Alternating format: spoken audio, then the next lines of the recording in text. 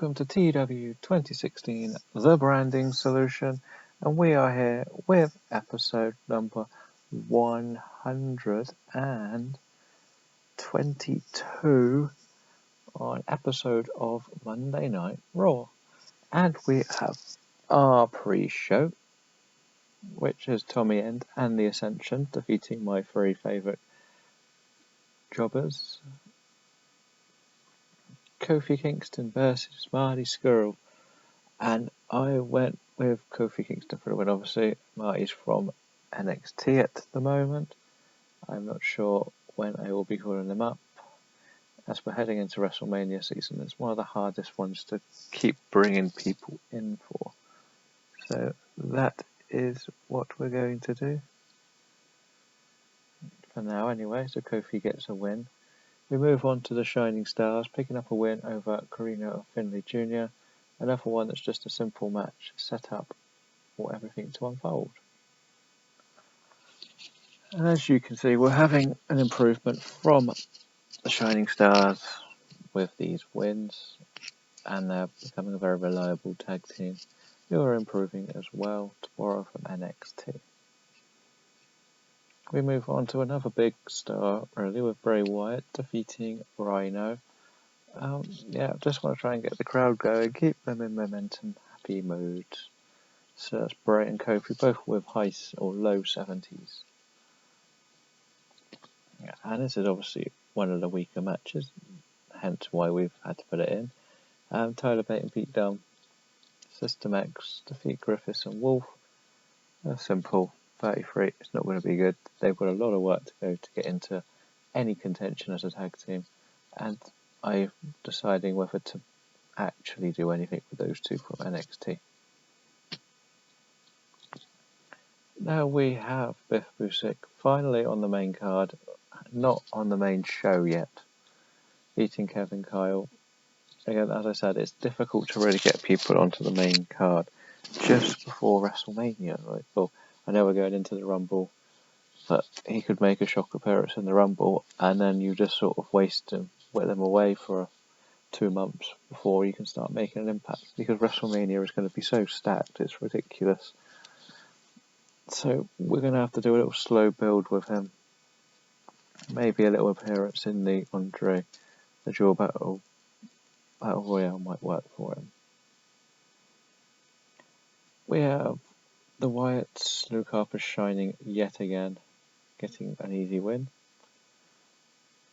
And what I believe is the main event, we have Roderick Strong defeating Cody Hall. 56, not the greatest, but we're getting there. We have to build up Roderick because, in all honesty, he probably could be my long-term replacement in the Intercontinental. Once I finish deciding how long Sami Zayn's reign goes. So let's see. The start of the show is Roman Reigns, who is apparently getting stale, which, with his reaction he gets in real life, isn't happening. He comes out and says, I lost fair and square to Daniel Bryan, so I want to enter myself into the Royal Rumble, and then I will win that and go and take on Daniel Bryan once more, and this time I won't come up short once he finishes beating Seth Rollins.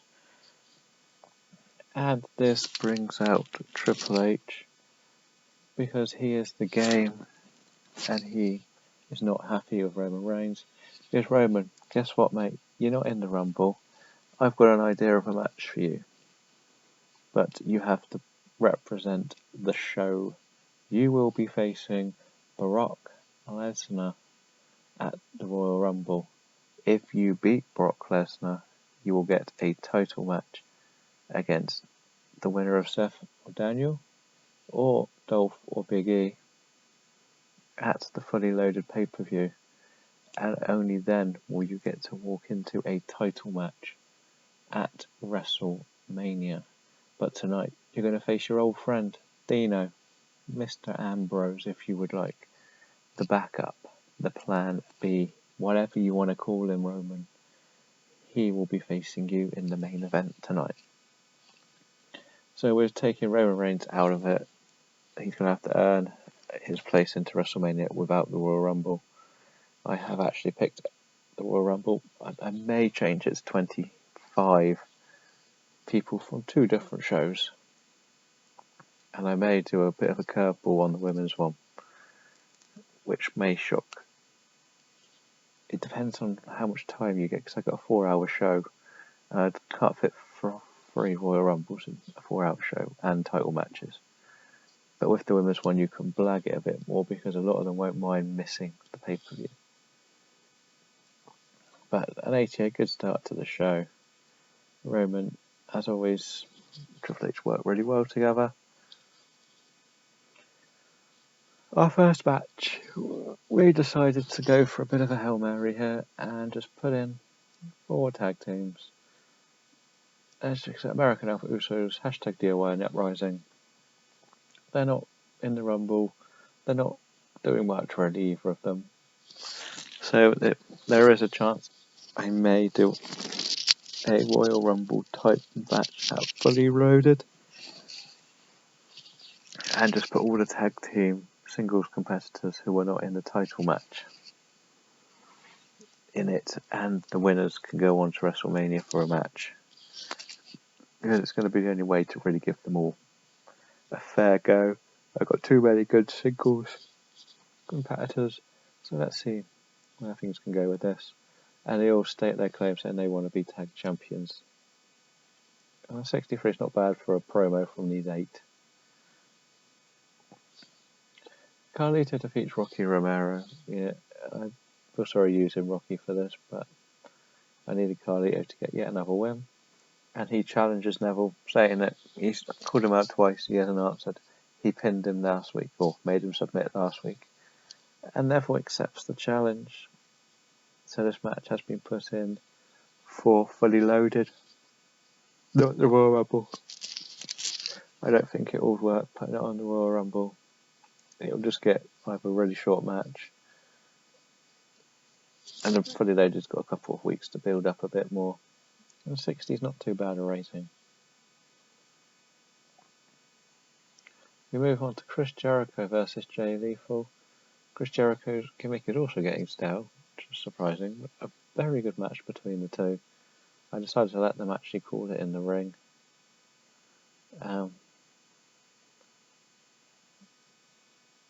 It wasn't really meant for too much, just to make Jericho look quite good against someone and make someone else look good, which he did.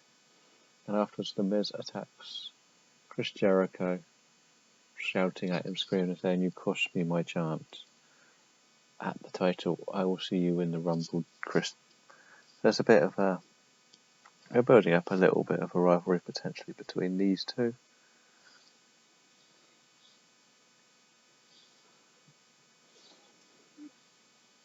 The Hands of Death pick up a simple win over the Ring Kings, and afterwards they cut a promo on the tag team champions, saying how they're going to take those titles off them, even though they've only been here a couple of weeks.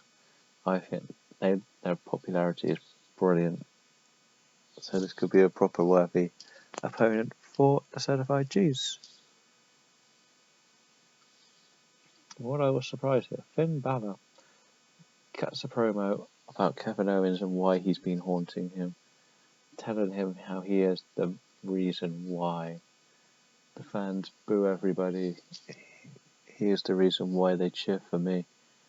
I am the demon. I've gone for a slightly cryptic style because he's with Bray Wyatt, and they will be having a match at Fully Loaded. But Finn Balor also states that he will be in the Rumble just to make sure Kevin Owens doesn't win it.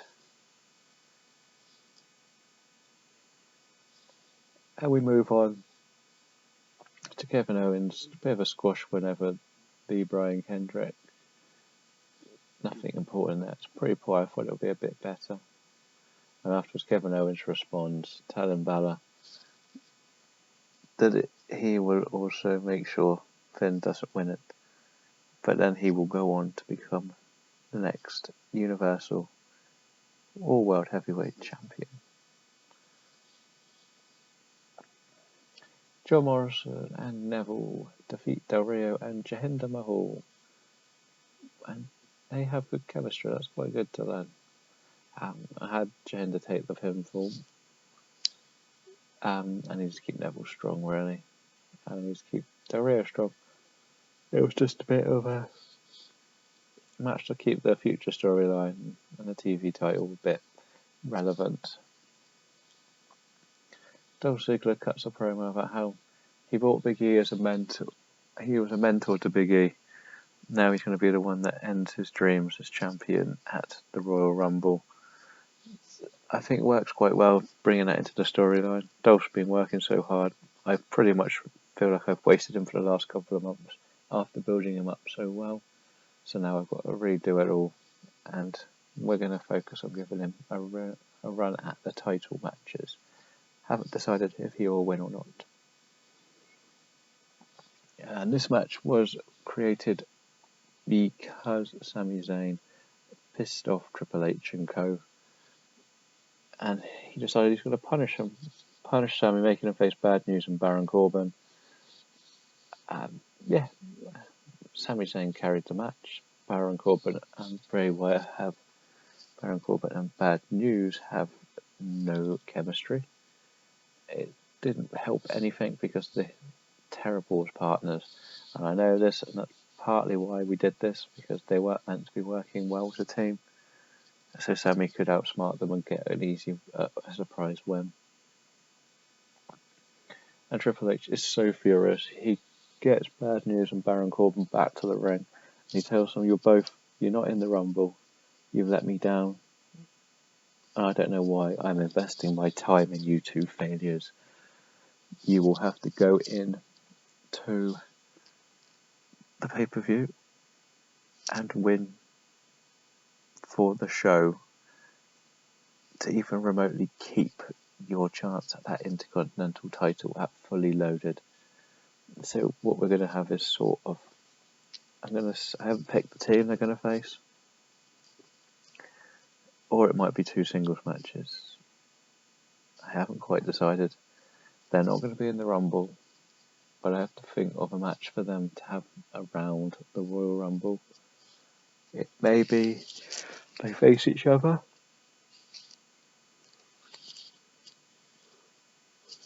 But two heels facing each other doesn't really work. But then it could be a bit of a match that turns into a brawl. So we've got all sorts. There was a hint I wanted to turn Baron Corbin face, but it's not going to happen. And I don't think I can turn Bad News face because he's such a great heel. So we're sort of in the middle here. But there may be a little twist where Triple H finds an opponent for them at the Royal Rumble. In the next match, we have a brilliant main event. An 85 is the weakest performance as well. Daniel Bryan pins Big E. So, yeah, it keeps Dolph and Big E away from the pinfalls, which I think is kind of important. They can't be the ones pinning each other. But an 80 for the semi-main event is a great match. And afterwards, there's a big confrontation between them all. And they have to get held apart by security so they don't all attack each other. And we end up going into the main event, which gets an 81. Whoa, that was interesting. They both get a 90 for performance. It turns into a double count out when Roman Reigns basically gets attacked by everybody. Kevin Owens, Samoa Joe, Seth Rollins and Triple H. And they continue to beat down after the match. Tell him, you're never going to be champion again. You will never beat any of us. And yeah, so that's a good ending. This should be a really good show. We got an 80. That's pretty good for us. We've been disappointing on week 1 of January. So let's do some work to save week 2. And yeah, everything's worked out nicely. So we'll head back to the main screen and see if there's any more news. And we are back to the main screen. We'll top of the news. James Storm's staying there, so that's good for him. We have the usual Alexander Wolf. Do we want to keep him? If we do, he's staying in NXT. He's an upper mid card in NXT, and well, we'll give him one more year as a developmental talent only.